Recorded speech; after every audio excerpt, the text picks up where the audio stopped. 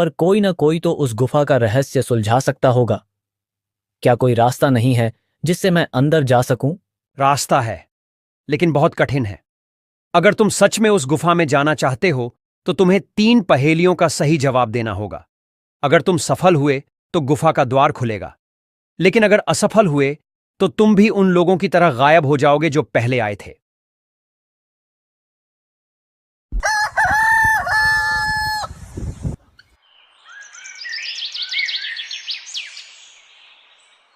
ये कहानी चंदन नगर गांव की है, जो हरे भरे पहाड़ियों के बीच बसा हुआ था। ये नगर अपनी शांति और खुशहाली के लिए प्रसिद्ध था। गांव के बीचों बीच एक नीली झील थी, जिसके किनारे से थोड़ी दूरी पर एक पुराना बरगद का पेड़ खड़ा था। कई बच्चे दिन भर वहां खेलते, तो बुजुर्ग उसकी ठंडी छांव में बैठकर किस्से कहानियां सुनाते। गांव की गलियों में रंग बिरंगे घर थे, जहां हर सुबह पकवानों की खुशबू फैल जाती थी। लेकिन इस शांत गांव के ठीक बाहर एक घना जंगल था, जिसे लोग काली छाया का जंगल कहते थे। ये जंगल दिन में तो हरा भरा और सुंदर दिखता, लेकिन शाम होते ही वहां से अजीब अजीब आवाजें आने लगतीं। गांव के बुजुर्ग कहते थे कि वहां रात में सफेद साया घूमता है, और कभी-कभी जंगल से किसी के हंसने या रोने की आवाज आती है। कुछ लोगों का कहना था कि वहां एक पुरानी टूटी-फूटी हवेली भी है, जहां कोई रहता नहीं, लेकिन रात में वहां रोशनी जलती दिखती है। गांव में एक प्राचीन रहस्य भी प्रचलित था। कहा जाता था कि जंगल के बीचों बीच एक गहरी गुफा छिपी हुई है, जिसे गांव के बुजुर्ग मायावी गुफा कहते थे। यह कोई साधारण गुफा नहीं थी। बुजुर्गों के अनुसार जो कोई भी इसमें घुसता, वह या तो रास्ता भूल जाता या फिर वापस ही नहीं आता। कहानी के अनुसार सैकड़ों साल पहले यहाँ एक राजा का महल था। जब दुश्मनों ने हमला किया, तो राजा ने अपना अनमोल खजाना इसी मायावी गुफा में छुपा दिया और उसकी रक्षा के लिए एक जादुई शक्ति छोड़ गया। जिसने भी खजाने को ढूंढने की कोशिश की, उसे माया जाल में फंसा दिया गया। चंदन नगर में मोहन नाम का एक किसान रहता था, जिसके परिवार में उसकी पत्नी लीला और बेटा किशन थे। मोहन एक साधारण किसान था। उसके पास एक छोटी सी जमीन थी, जिस पर वो खेती करके अपने परिवार का पेट पालता और घर का खर्च चलाता था। लेकिन पिछले कुछ सालों से गांव में सूखा पड़ने के कारण उसकी फसल ठीक से नहीं हो रही थी, और इसी बीच उसकी पत्नी की तबीयत खराब हो जाती है, जिस कारण मोहन अपनी पत्नी के इलाज और अपने घर के खर्च के लिए नगर के एक नामी सेठ धनश्याम के पास से कुछ पैसे उधार ले लेता है। देखते देखते उधार लिए मोहन को साल भर बीत जाता है, इसलिए अपने पैसे लेने सेठ मोहन के घर आता है। सेठ जब मोहन के घर आता है, उस वक्त मोहन अपने बेटे किशन के साथ बैठकर बातें कर रहा होता है, और जब वो सेठ को देखता है तो उसे देखकर वो खड़ा हो जाता है। सेठ जी, आप अचानक मेरे घर, क्या हुआ, कोई काम था क्या? नहीं मोहन, कोई काम नहीं था। बस अपने पैसों के बारे में पूछने आया था। क्या हुआ, कब दे रहा है मेरे पैसे? अब तो पैसे लेकर तुझे साल भर से ज्यादा हो चुका है। कहीं तू मेरे पैसों के बारे में भूल तो नहीं गया है? सेठ से पैसों का सुनकर मोहन परेशान हो जाता है। नहीं सेठ जी, मैं आपके पैसों के बारे में कैसे भूल सकता हूँ? उन्हीं पैसों से तो मेरे पत्नी का इलाज हुआ था। हाँ, तो कब लौट आ रहा है मेरे पैसे? सेठ जी, अब आपसे झूठ बोलकर मैं क्या करूंगा? पर मेरे पास अभी तो पैसे नहीं है, पर मैं पूरी कोशिश करूंगा कि जल्द से जल्द आपके पैसे लौटा सकूं। मोहन की ये बात सुनकर सेठ तो बहुत भड़क जाता है। क्या कहा, तेरे पास पैसे नहीं हैं? और जब तू साल भर में मेरे पैसे नहीं लौटा पाया, तो अब कहां से लाएगा? सेठ जी, मुझे बस कुछ समय और दीजिए, मैं कहीं से कोई इंतजाम करके आपके पैसे लौटा दूंगा। मोहन की ऐसी बातें सुनकर सेठ मोहन को बहुत खरी खोटी सुनाने लगता है, और जब सेठ मोहन को भला बुरा बोल रहा था, उस वक्त उसका बेटा भी ये सारी बातें सुन रहा था। कुछ समय मोहन को चिल्लाने के बाद सेठ वहां से चला जाता है। उसके जाने के बाद मोहन का बेटा उससे कहता है, बाबा, क्या हम हमेशा गरीब ही रहेंगे? माँ की तबीयत भी ठीक नहीं रहती है, और अब सेठ भी अपने पैसों के लिए हमारे सिर पर चढ़ गए हैं। बेटा, मैं पूरी कोशिश कर रहा हूं, लेकिन हालात हमारे पक्ष में नहीं है। भगवान ने चाहा तो सब ठीक हो जाएगा। लेकिन बाबा, कब तक? मैं कुछ करना चाहता हूँ ताकि हमारी परेशानियां दूर हो सकें। किशन बचपन से ही बहुत जिज्ञासु और साहसी था। गांव के बुजुर्गों से उसने कई बार मायावी गुफा के बारे में सुना था। उसे याद आया कि लोग कहते थे जो भी उस गुफा में गया वो या तो खो गया या फिर लौटकर नहीं आया।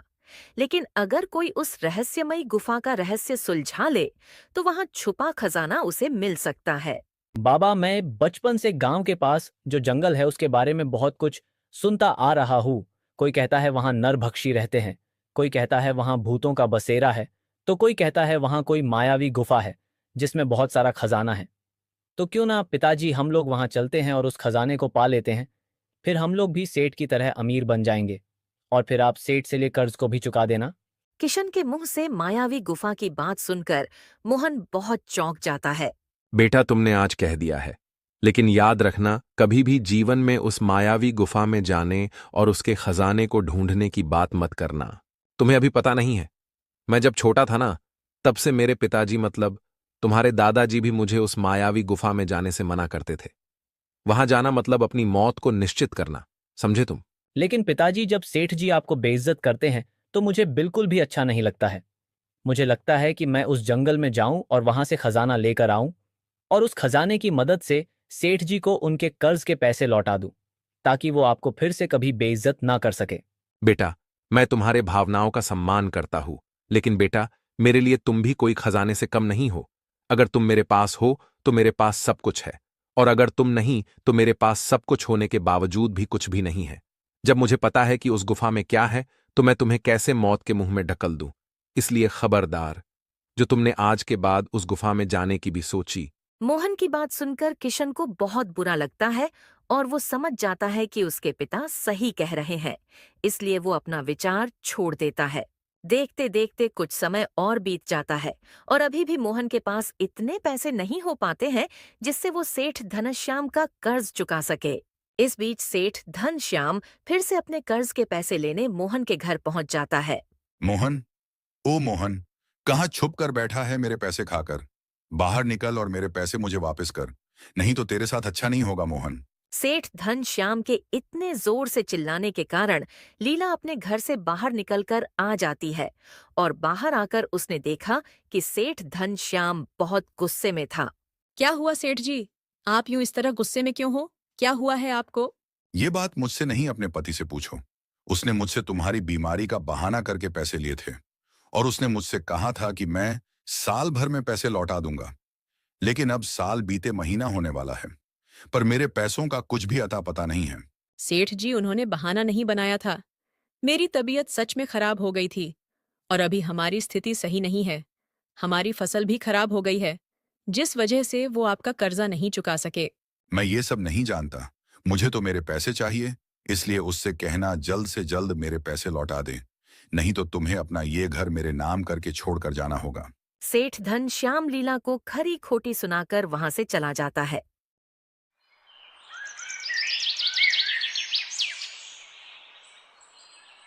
शाम को जब मोहन अपने घर आया तो लीला ने सुबह हुई घटना की सारी जानकारी मोहन को बताई। सुनिए जी, आज सुबह जब आप घर पर नहीं थे, तब सेठ जी आए थे। वह कह रहे थे कि पैसे नहीं दिए, बहुत समय हो गया है। अब जल्द से जल्द मेरा पैसा वापस कर दो, नहीं तो मैं तुम्हारे इस घर को अपने कब्जे में कर लूंगा। ऐसा कुछ भी नहीं होगा। मैं उस सेठ का सारा कर्जा चुका दूंगा, उसके बाद सब कुछ ठीक हो जाएगा और हमें कोई भी अपने घर से बाहर नहीं निकाल सकता है। मोहन के पास एक पुरानी बैलगाड़ी थी जिसे वो बेचना नहीं चाहता था क्योंकि वो उसके पिताजी की निशानी थी। लेकिन अब हालात इतने खराब हो गए थे कि उसे बैलगाड़ी बेचने का विचार करना पड़ा। आखिर वो करता भी क्या? गांव के सेठ धनश्याम, जो बहुत ही चालाक और निर्दयी थे, मोहन के कर्ज को और बढ़ाने की धमकी दे रहे थे। क्या हुआ जी, आपने कुछ सोचा कि नहीं? आप किस तरह से उस सेठ का कर्जा चुकाएंगे? अन्यथा आपको तो पता ही है हमारे साथ क्या होगा। तुम चिंता मत करो भाग्यवान, मैं शहर जाकर हमारे पास रखी हुई बैलगाड़ी को बेचकर आता हूं। उसके बाद जो पैसे मिलेंगे हम उन पैसों को सेठ जी को दे देंगे और अपना कर्जा चुका देंगे। ये आप क्या कह रहे हो जी? वो बैलगाड़ी तो आपके पिताजी की आखिरी निशानी है, और आप उस आखिरी निशानी को भी बेच देंगे तो फिर उसके बाद आपको बुरा नहीं लगेगा क्या? लगने दो बुरा, लेकिन इससे ज्यादा तो बुरा नहीं लगेगा ना कि हम लोग अपने घर से बाहर निकल जाएं। और वैसे भी बैलगाड़ी के लिए बैलों की जरूरत होती है, जो कि हमारे पास नहीं है। तो फिर तुम ही बताओ लीला, क्या करूंगा मैं बिना बैलों के इस बैलगाड़ी का? इसलिए मैं इसे बेच ही देता हूं। वो सब तो ठीक है, लेकिन एक बार फिर से सोच लीजिए। वो बैलगाड़ी आपके पिताजी की आखिरी निशानी है। क्या इसे बेचना सही होगा? लीला, हमारे पास और कोई चारा नहीं है। हमारे बेघर होने की नौबत आ गई है। मजबूरी इंसान को हर फैसला लेने पर मजबूर कर देती है। मोहन ने अपने बैलगाड़ी को बेचने का फैसला किया और अपने पड़ोसी से बैल लेकर अपने बैलगाड़ी को बेचने शहर की ओर चल पड़ा। मोहन बैलगाड़ी लेकर जब शहर पहुंचा तो वो एक दुकान के पास रुककर अपने बैलगाड़ी को बेचने लगा। सेठ जी, ये मेरी बैलगाड़ी है। इसे मुझे आपको बेचना है। तो क्या आप इसे खरीदेंगे और आप इसके कितने पैसे देंगे? देखो भाई, मैं तुमसे ये बैलगाड़ी खरीद तो लूंगा, लेकिन मैं तुम्हें इसके ज्यादा पैसे नहीं दे पाऊंगा, क्योंकि तुम्हारी ये बैलगाड़ी काफी ज्यादा पुरानी है। इसलिए मैं तुम्हें इसके केवल 500 रुपए ही दे पाऊंगा। अब भाई तुम सोच लो, तुम्हें ये बेचनी है या नहीं? मोहन ने अपने बैलगाड़ी की इतनी कम कीमत नहीं सोची थी जितनी उन सेठ जी ने उसे बताई थी। इसलिए वो अपने उदास मन से कहता है। ठीक है सेठ जी, जैसा आप कहो।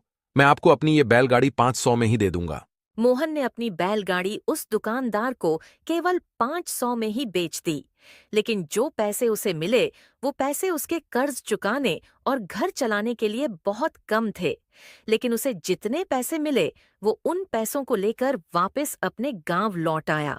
वापस अपने गांव लौटने के बाद मोहन सबसे पहले सेठ घनश्याम के पास गया।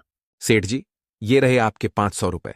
अभी आप इन्हें रख लीजिए। उसके बाद आपके बचे हुए 500 रुपए भी दे दूंगा जल्द ही। तुम क्या कह रहे हो? तुम होश में तो हो ना? मैं क्या यहाँ भलाई करने के लिए बैठा हूं? क्या मैं तुम्हें पैसे यूं ही दे दूंगा? मैंने जो पैसे तुम्हें दिए थे वो मैंने तुम्हें ब्याज पर दिए थे, समझे तुम? और अभी जो तुमने 500 रुपए दिए हैं वो तो सिर्फ साल भर का ब्याज है। अब तुम मुझे ये बताओ कि तुम मेरे नकद पैसे कब दे रहे हो? सेठ जी, ये आप क्या कह रहे हैं? मैंने जैसे तैसे करके ये पैसे इकट्ठा किए थे और आपने इन्हें ब्याज के रूप में रख लिए। अब सेठ जी आप ही बताइए, मैं इतने कम समय में कहां से लाऊंगा 1000 रुपए?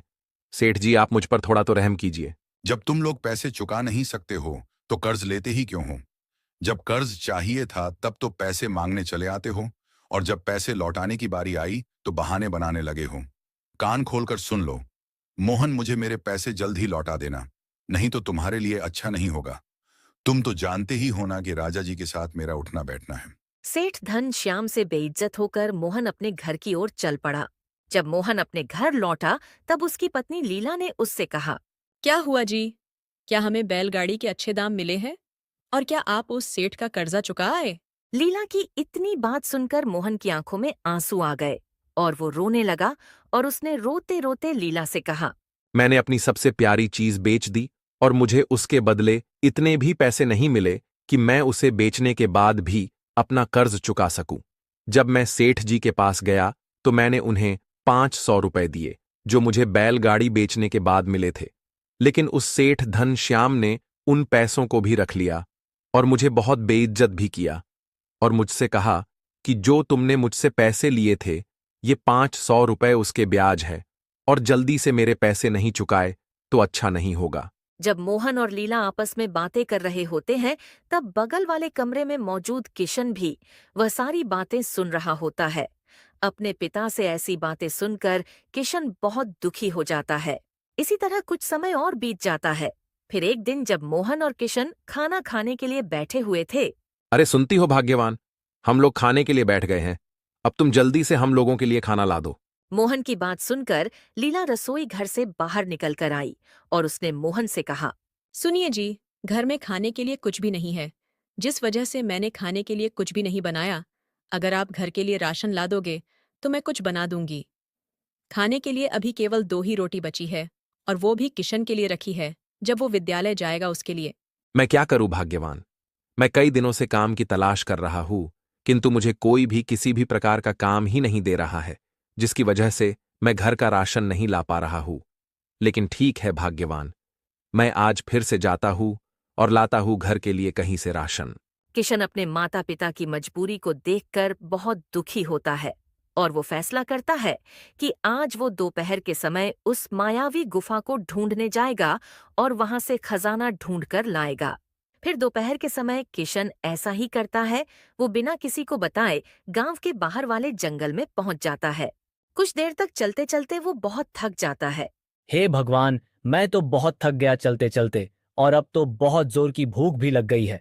अब मैं कोई अच्छी सी जगह देखकर पहले अपने साथ लाए रोटी खा लेता हूँ, फिर गुफा की तलाश करता हूँ। किशन खुद से बातें करते करते कुछ देर और चला ही था कि तभी उसे कुछ दूरी पर एक विशाल पेड़ दिखाई देता है।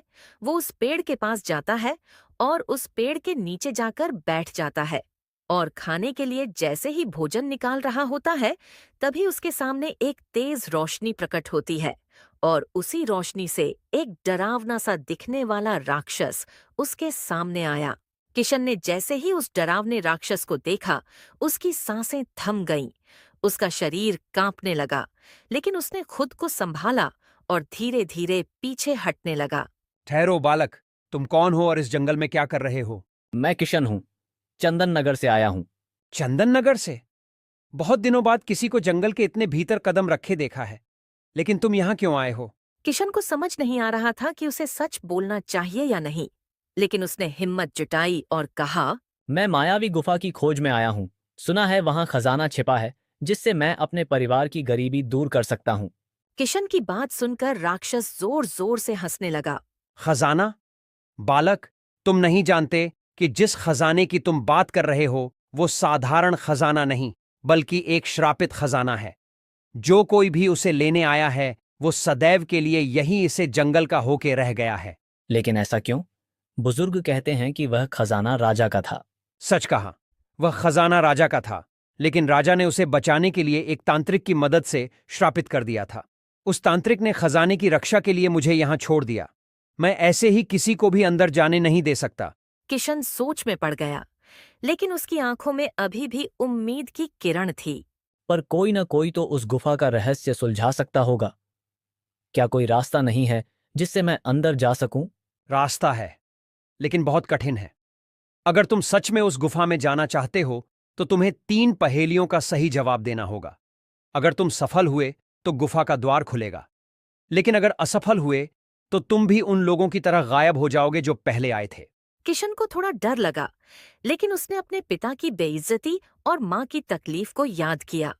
उसने खुद को मजबूत किया और राक्षस की आंखों में देखते हुए कहा, ठीक है, मैं तैयार हूं।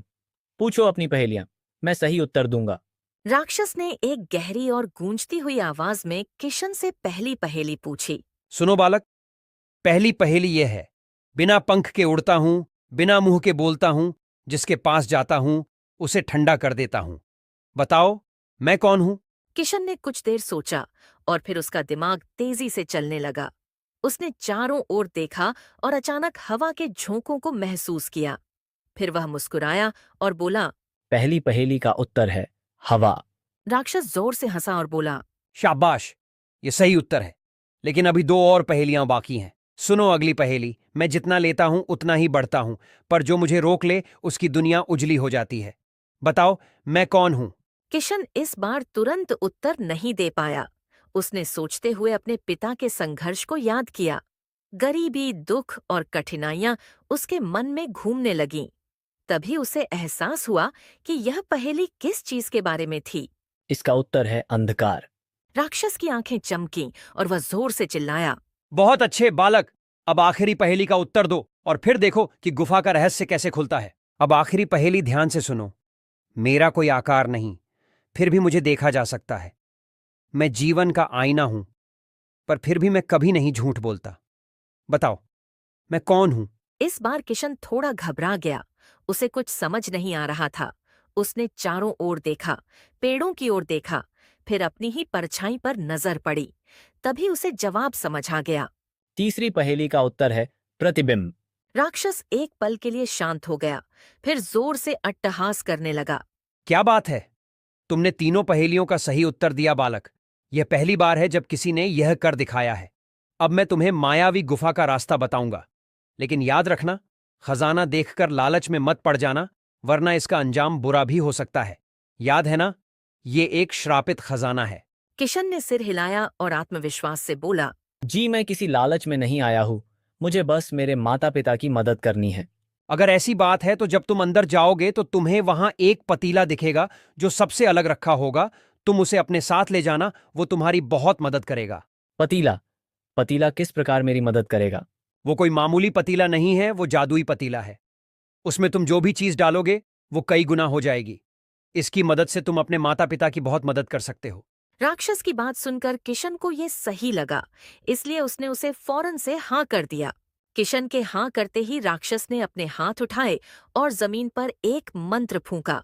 अचानक धरती कांपने लगी और सामने पहाड़ के बीच एक छिपा हुआ रास्ता खुल गया।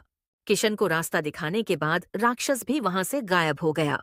राक्षस के गायब होने के बाद किशन ने गहरी सांस ली और धीरे धीरे उस मायावी गुफा के अंदर चला गया। किशन जब गुफा के अंदर पहुंचा तो उसने वहां बहुत सारा खजाना देखा। इतना सारा खजाना देखकर किशन की आंखें खुली की खुली रह गई। तो गांव के बड़े बुजुर्ग सही ही कहते थे, यहाँ इतना खजाना है कि पूरे गांव की पीढ़ियां खत्म हो जाएगी, पर यह खत्म नहीं होगा। पर मुझे राक्षस की बात याद रखनी होगी। आखिर ये है तो श्रापित खजाना, कहीं इसकी वजह से कोई बड़ी परेशानी ना खड़ी हो जाए। मैं चुपचाप वो जादुई पतीला लेकर यहाँ से चला जाता हूँ। किशन वो जादुई पतीला ढूंढने लगता है, पर उसे वो कहीं नजर नहीं आ रहा था। हे भगवान, वो पतीला तो यहाँ है ही नहीं। अब मैं क्या करूं? मैं ये हीरे जवाहरात नहीं ले जा सकता, मुझे इनकी जरूरत नहीं है। मुझे किसी तरह बस वो जादुई पतीला मिल जाए। किशन के ऐसा कहते ही अचानक से वो जादुई पतीला उसके सामने आ जाता है। उस जादुई पतीले को अचानक देख किशन भी डर जाता है। सच में ये कोई बहुत बड़ी मायावी गुफा है। यहाँ कब क्या हो जाए कुछ पता नहीं।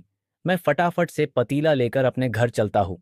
कुछ देर बाद किशन वो जादुई पतीला लेकर अपने घर पहुंच जाता है और घर पहुंचकर वो सबसे पहले अपनी माँ को आवाज लगाता है।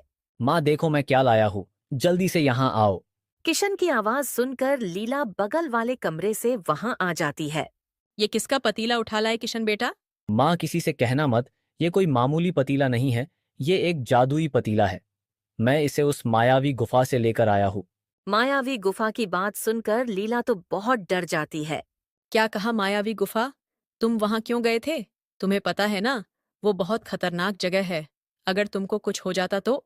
नहीं माँ, मुझे कुछ नहीं होता। और तुम अब वो सब छोड़ो और मुझे रसोई घर से गेहूं का दाना ला कर दो, मैं तुम्हें इसका जादू दिखाता हूँ। किशन की बात सुनकर लीला फौरन वहां से रसोई घर में चली जाती है और रसोई घर से गेहूं का दाना लाकर लीला उसे उस पतीले में डाल देती है। गेहूं का दाना डालने के कुछ ही देर में वो पतीला पूरी तरह से गेहूं के दानों से भर जाता है। जादुई पतीले का जादू देखकर लीला पूरी तरह से दंग रह जाती है।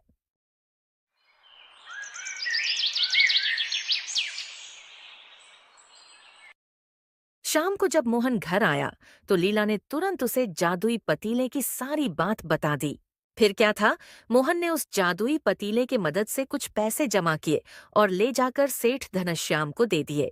दोस्तों, ये कहानी हमें सिखाती है कि हिम्मत, धैर्य और समझदारी से हर समस्या का हल निकाला जा सकता है, लेकिन लालच और जल्दबाजी हमें संकट में डाल सकती है। अगर आपको ये कहानी पसंद आई हो तो वीडियो को लाइक करें, कमेंट में अपनी राय दें और ऐसे ही रोमांचक एनिमेटेड स्टोरीज के लिए हमारे चैनल को सब्सक्राइब जरूर करें। नए वीडियो की नोटिफिकेशन पाने के लिए बेल आइकन भी दबाएं।